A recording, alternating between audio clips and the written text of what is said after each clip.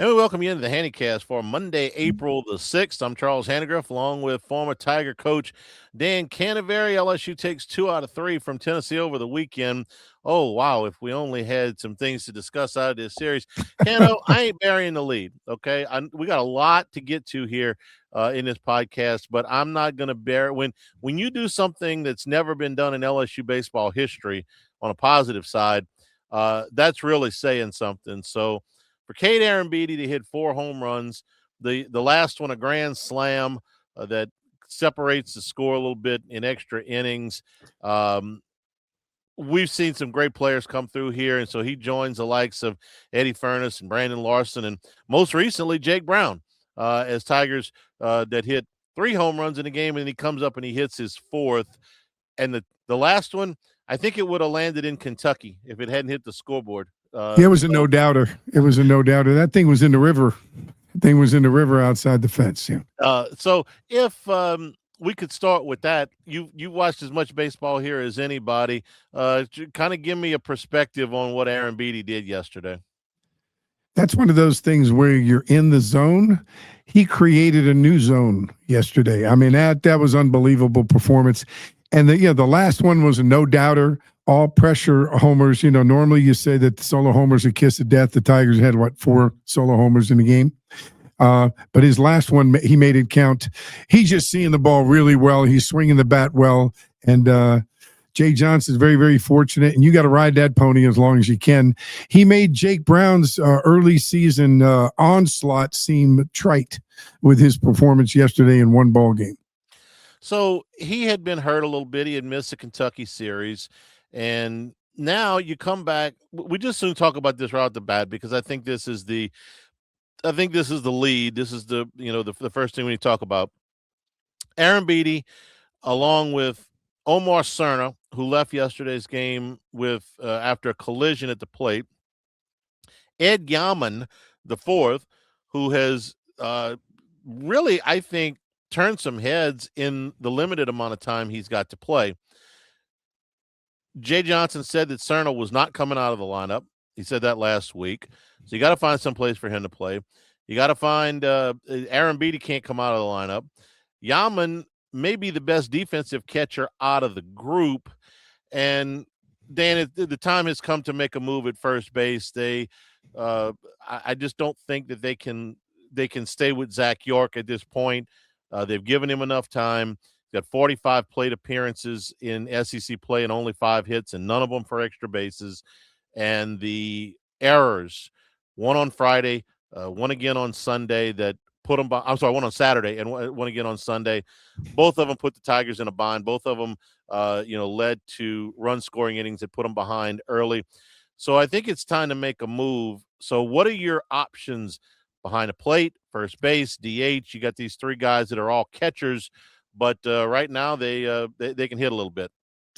Okay, well, there's this thing here that's pretty obvious, okay?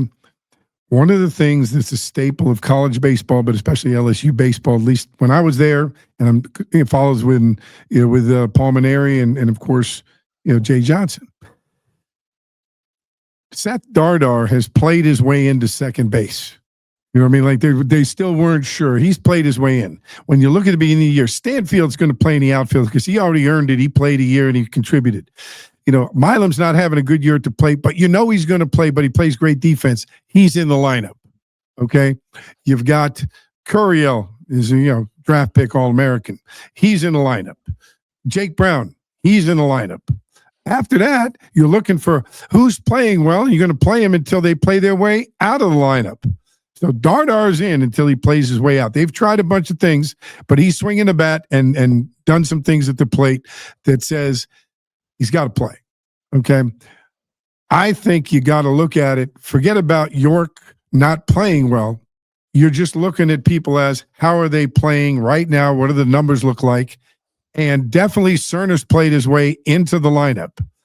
Arrambide yesterday, but even previously, swung his way into the lineup. He hasn't done well defensively, but the guy that really is kind of the staple of what LSU baseball has been about all these years is Yaman, who's a guy that's been on the team, works every day, great teammate, and he's stepped it up and he's played his way into the lineup. So for me, Josh Jordan's got him out. Somebody's out there at first base taking scoops at first because the three of them have to be in the lineup between DH, first base, and catcher. How you do it, that's up to Jay. That's who they're playing. That's up to Josh Jordan, who does first base and catchers. I mean, that's their decision defensively, but I think all three have to be in the lineup. I agree. That makes York the odd man out because he can't play anywhere else, and he's got to go figure it out in the cage, take a look at things, and maybe he'll get some left-handed pinch hitting opportunities, but I think he's had enough opportunities to stay in the lineup. I think he's got to come out. He's got to come out and he's got to figure it out, and they got to go with the hot hands because they need to win 2 out of 3 or 3 out of 3 the rest of the way through to be the LSU team that hosts a regional, probably won't host a super regional, but has to be able to compete in a super regional. And we need Cooper Moore back. So there's a lot of things that have to happen for down the line. And next week going to Ole Miss is going to be quite the battle there at Ole Miss. All right. So I agree with just about everything you said there. York, go back in the cage and work something out. I mean, there'll be another opportunity for you, but that can't be right now. Look, a month from now, they may need him, and he might come back in. He might be hot. He's got to work his way back in. He's got to do what Yaman did. He's got to work his way back in. Yeah, don't quit. Keep at it. I think that Yaman is probably, and we've only seen a little bit of him, but I think he's probably the best defensive catcher. I'd like to see that at least right this second. Aaron Beatty has really done a lot of nice things when it seems like he hasn't been burdened with the defensive responsibilities as a DH like yesterday. So that leaves Cerna, who I think has started one game at first base, but is capable over there scooping balls, like you say. Now, the other thing they could do is they could keep Cerna behind the plate and look at Mason Braun over at first base, who was a first baseman in high school for a lot of his career. And he's 4 for 14 in SEC plays. That's 286. He's got a homer, he's driven in 4 runs, and he's walked 6 times, Cano, in 21 plate appearances. So I could listen to an argument for that too. And here's the other thing. It doesn't have to be the same thing every game. You know, they don't have to play the same guy in the same order. In fact, Jay Johnson's more than proven that he's not going to do that. So those are the options, I guess, that you have there. You could put Cerna behind the plate and Braun at first base, and then that leaves Yaman out. You could put Yaman behind the plate, Cerna at first base. That leaves Braun out. And Aaron Beatty's the DH, or if they want to put him back behind the plate for 1 game a weekend or 2 games a weekend, you can juggle the other ones as you will. I look at it a different way. I think Braun has an opportunity to be in that mix at first base if you've got a right-handed pitcher. And Yaman, Cerna, and Aaron Beatty show that they don't handle the right-handed pitcher as well as Braun would. I think that's real. I think the other thing you can look at it is if they're swinging it well and you go with it, you look at Braun coming in, who's played first base, number 1 ranked first baseman, coming out of high school. You look at him as going in when you have a lead after the 5th inning for defensive replacement. So say Yaman, gets on base to lead off an inning, you pinch run for him, and then you can bring Braun in and put one of the other 2 behind the plate, whoever's not DHing, whoever's playing first, move him behind, put Braun at first, blah, blah, blah. So I think you can do that because Braun's hit enough where it's not a big drop-off for 1 or 2 at-bats. If the other team catches up or gets tight and you need a hit, he still can perform at the plate. But right now, if Braun's on the bench, he moves ahead, in my mind, of Tanner Reeves and York as a lefty coming off the bench to pinch hit. That's just the way you got to look at it. You got to go with what's going to get you there, and you got to go with the numbers because there's enough numbers now. There's enough body of work out there now.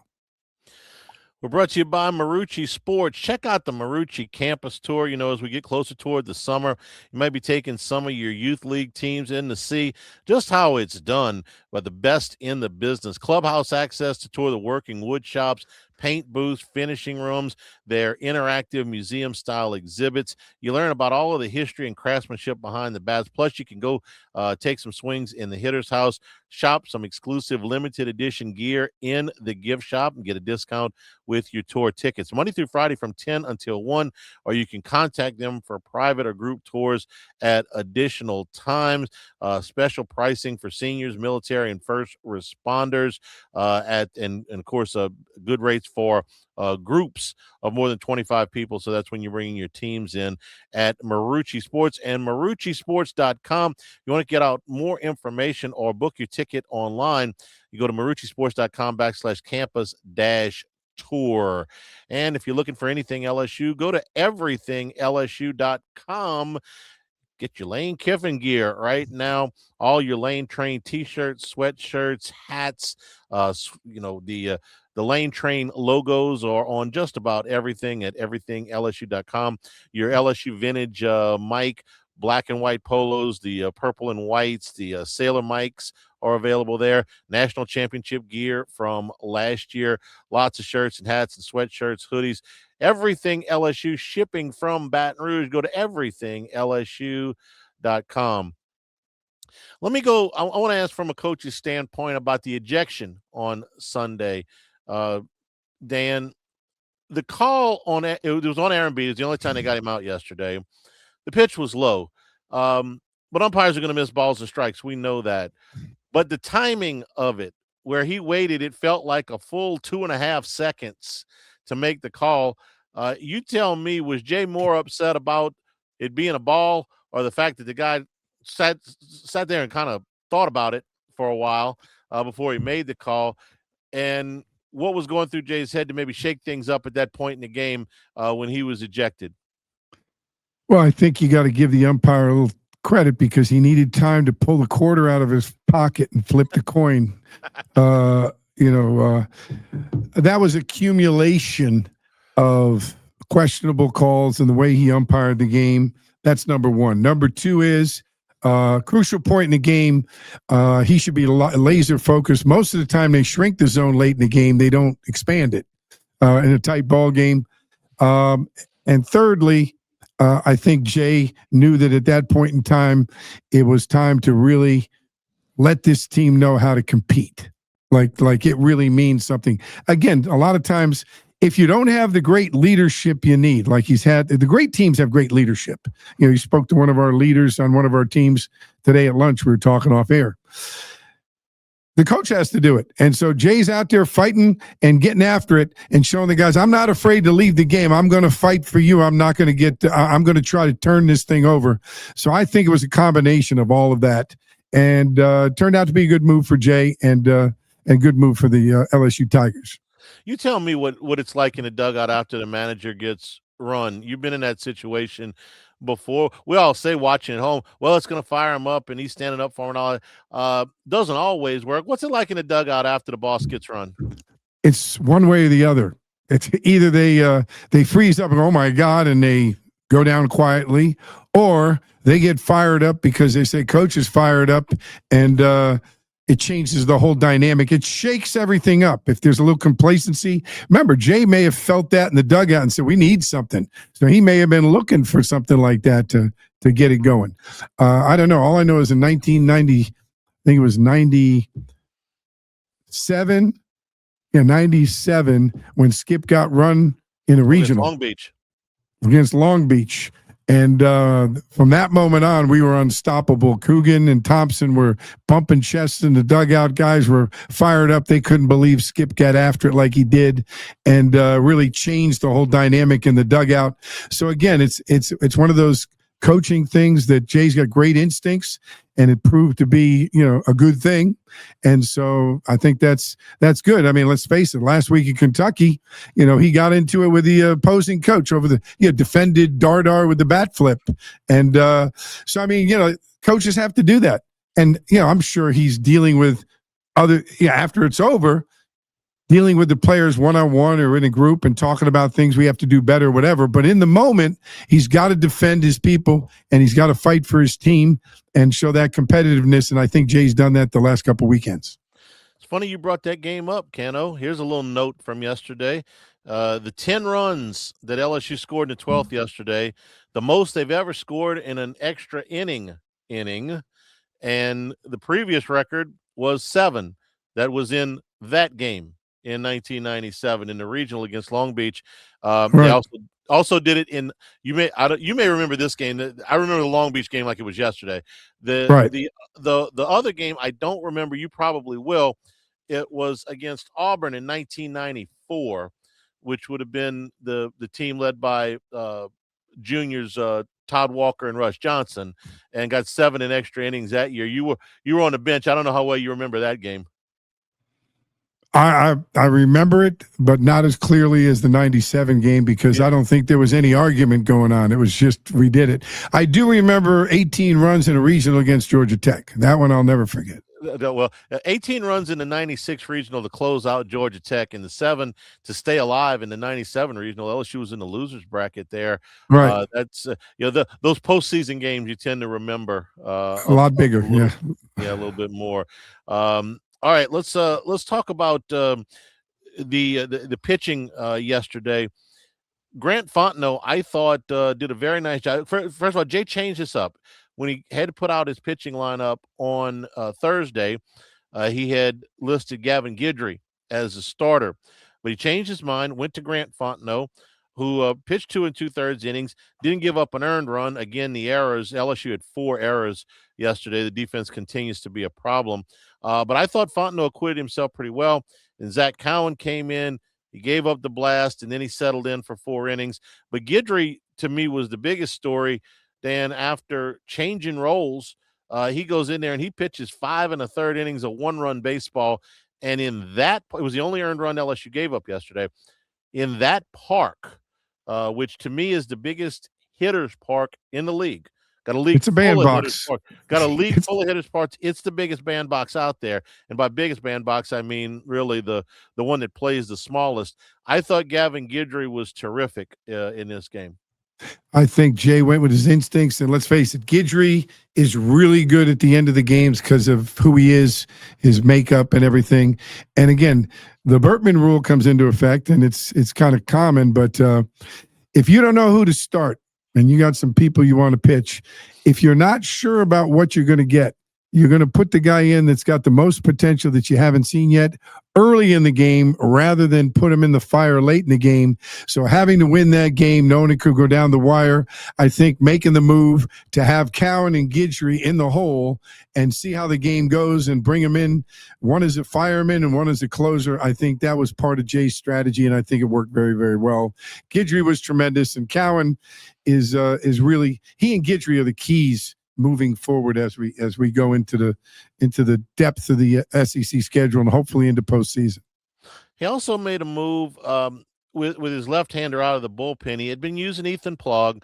Plog got hit a little bit, so they went to Danny Lackenmeyer on in 2 of the games to go out and get one left-handed out.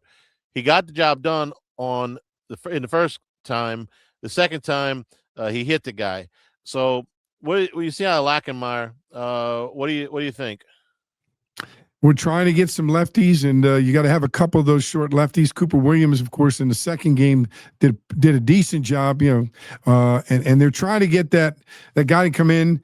And over a 3-game set, you want to see if Lackenmeyer can do it twice. We've already tried with Cooper Williams, so he's trying to get that guy to fill that role. And so I think that was a good move by Jay and Nate Yeske, of course.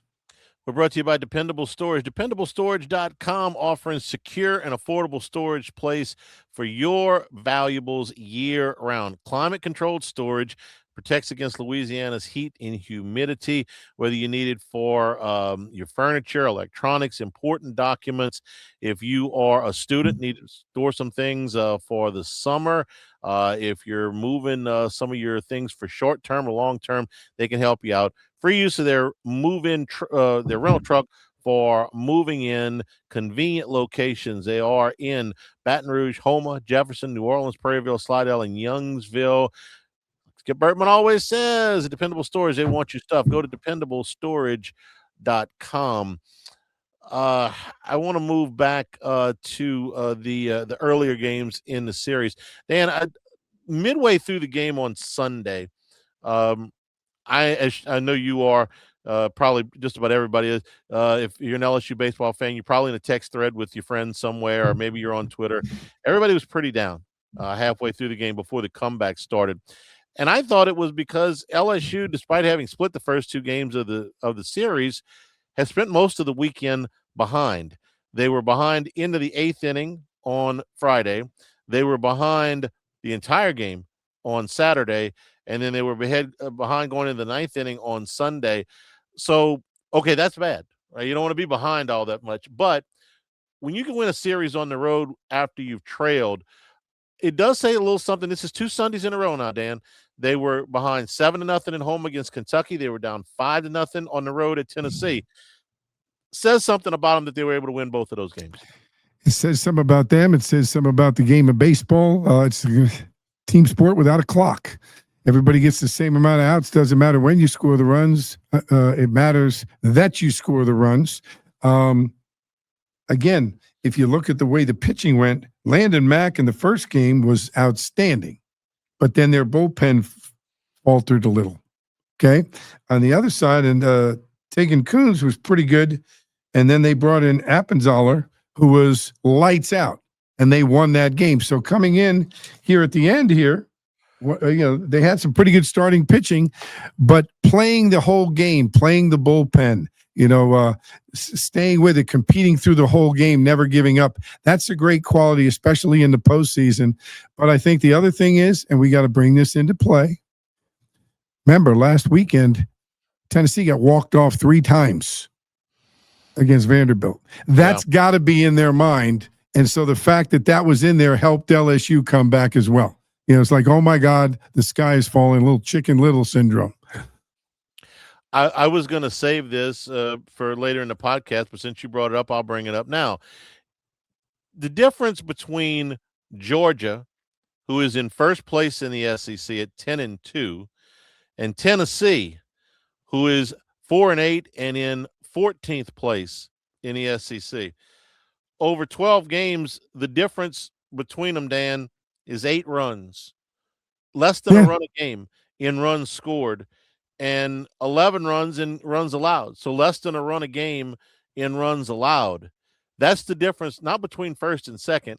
That's the difference between first and 14th place, okay? Less than 1 run a game. This is why we're saying you can't make an error on a makeable play. You can't go up with a non-competitive at-bat in a late-inning situation because the margin is so slim in this conference. Again, not between the first and second or third, but first and at the bottom. Right. It's almost nothing. Welcome to the SEC baseball, but one of the sayings that was big, it signs in the locker room. Skip had a hand up there. Dee Bro took it to gymnastics. The difference between winning and losing is this much. Yeah. Okay. And that's really it. Everything counts. Everything you do counts. Do you take the 3-2 walk? Do you make the error with the guy at first and second? Curio, when you slide home, did you miss the plate by 1 inch with your fingers? All those things count, and they add up over the course of a game. So every little thing counts. The attention to detail is so important and coming through at those key times. And that's the thing that's got to tighten up with LSU, those little things. Do you deliver? Do you move the ball when there's a guy at third base and get him in instead of worrying about hitting a long fly ball and or popping up or striking out when you need to move the ball? So those things all count. And I think that's SEC baseball. And like you said, Charlie, every park is small, so a home run's always in there. So you've always got to take anything that you get on the field on offense and make sure you can score a run when the run is in scoring position. And then on defense, you got to make every play that's there that needs to be made. Forget the great plays. Those are going to happen once in a while, but it's the everyday routine play where you don't lose your focus and you make the play. The last 2 weekends, you mentioned they were walked off 3 times. And then in this series, Tennessee takes the lead to the 8th on Friday and the lead to the 9th on Sunday and lost both of those games. You want to know what Georgia's record is in 1- and 2-run ball games so far this year? What is it? 6-0. They've won every close game. Tennessee's lost just about every close game.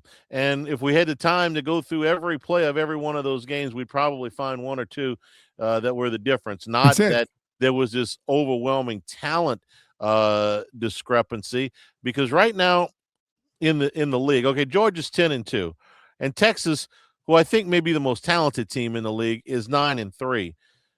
Everybody else, Dan, Alabama's 8-4. You got 3 teams at 7-5. You got 4 teams at 6-6, and you got 3 other teams at 5-7. And every one of them was ranked somewhere in the preseason. Sure. Every one of these teams. The difference in Mississippi State brought Brian O'Connor in from Virginia. They promised him a really big budget, and he put together a terrific roster. And I think State's really good, but they're 7-5. Why? Because they lost 3 close ball games to Georgia at home this weekend. And all 3 of them could have went either way. But it went to the Bulldogs from the East and not the Bulldogs from the West this particular weekend. It's not how many hits you get. It's not how many homers, not your batting average. It's when do you deliver the hit? When do you deliver the strikeout? When do you make the great play? That's the difference. And that's the difference between having a good year and compete for a national championship, or being the 3rd seed in the regional and trying to fight your way through, or not making it at all. So it's really a tough league. But the whole NC2A with NIL and transfer portal is getting into this and being able to play without penalty when you transfer. That's changing the whole dynamic of college baseball, because of the type of sport it is. You can't just win with talent. You got to deliver when you got to deliver. It's really exciting and dangerous for coaches at the same time. You could have 2 years where it just doesn't go for you, and next thing you know, you're looking for work. I mean, it's tough. We're brought to you by the Capital Area USSSA Baseball Affiliate, hosting league play and rec all-star divisions, AA, AAA, and Major League State and National events. Got more events lined up this spring. Contact Lane Petrie at 225-771-9095. Lane Petrie, 225-771-9095. And we're also brought to you by Cina, in the heart of downtown Hammond, an upscale Italian restaurant serving traditional dishes in contemporary fashion, an abundance of fresh local produce and the ways of old. Cina, creating a unique dining experience using local ingredients and delicious recipes to create an exceptional dining experience, also providing a fresh and inclusive atmosphere to be enjoyed by everyone. Cina, in the heart of downtown Hammond. You wanted to bring up the executive order that the president issued that addresses a lot of these issues with college sports. Dan, I appreciate the effort by the president. I don't know if any of this is going to stick. The courts have traditionally sided in the other direction on a lot of these issues, like the transfers, like the player compensation. So I don't know if it stands up. A lot of good ideas in there, but I don't know if it's gonna hold. What it does, it brings attention to the nation, and brings attention hopefully to the NC2A. And there's got to be the NCAA's got to do something. Or they got to create a new governing body. Something's got to happen, because this model that's there now was poorly thought out. It never thought about any of the repercussions. It just happened, and it's not sustainable. It's not sustainable in college athletics, and it's changing the whole dynamic. It's changing coaching. It's changing the jobs. It's changing everything, and I don't think it's for the best. And I think a lot of people feel that way. What may happen if nothing happens is you may lose a lot of popularity in college athletics, because in order to sustain, who's going to pay the brunt? Just like in the government, the taxpayers are going to pay more taxes. In the college athletics, the season ticket holders and people buying tickets are going to spend more money. And that's going to hurt the games, all the games, but it's really going to hurt the minor sports.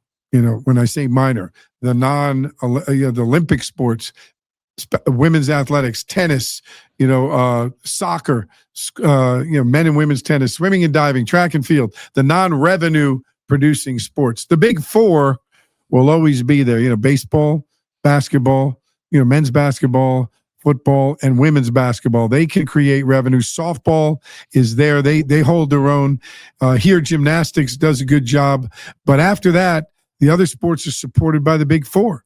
And if those sports are fighting to maintain the winning and spending the money on those sports, you're just not going to have enough to fund the others to be competitive at the level that they need to be at. LSU baseball back in action on Tuesday night against Bethune-Cookman, and then a 3-game set on the road at Swayze Field in Oxford against Ole Miss Friday at 6:30, Saturday at 4, and Sunday at 1:30 p.m. as the Tigers back-to-back on the road in Southeastern Conference play. Standing at 6-6, and next weekend will move us to the halfway point in Southeastern Conference play. For Dan Canevari, I'm Charles Hanagriff, and for Monday, April the 6th, this has been the Hannycast.